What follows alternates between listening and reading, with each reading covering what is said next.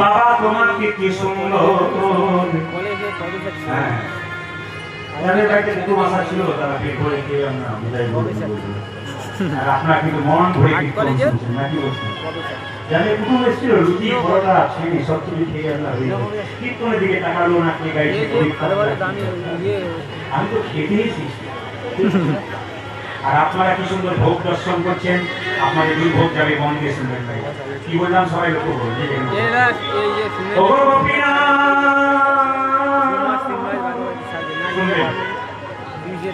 আমি তো চন্দন কিনে দিতে পারবো না বাজার থেকে, চন্দন কেনার মতো পয়সা আমার না। কত বয়স বললাম মায়েরা জোরে বলুন, একবার জোরে বলুন কত বছর বলছিলাম। এই ছেলেটার এখন শব্দ শুনুন। ও গো গোপীনা তবে চন্দন তোমাকে দিতে না পারি শাস্ত্র বলেছে চন্দন যদি কারো কাছে না থাকে তবে ভক্তি চন্দন গোবিন্দের চরণে। আপনাকে মহাপ্রভুর আশীর্বাদ কিন্তু আজানতে আপনাদের মাথায় পড়লো মা, একদিন বুঝতেই পারবেন না যে আপনাদের সবাই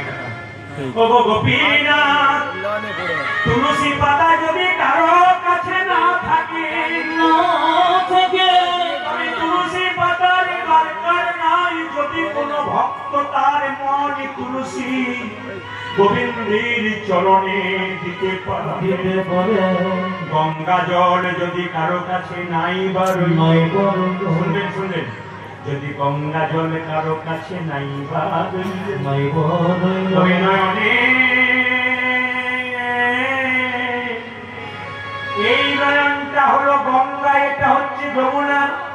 যদি কেউ নয়ন জলে ভেসে ভেসে তোমার হলো প্রেমের জায়গাটি দর্শন করবেন, আপনার সত্যি প্রেমিক ভক্ত লক্ষ্য করুন। হে গোবিন্দ তোমার হলাম বলে আমি সব দিলাম।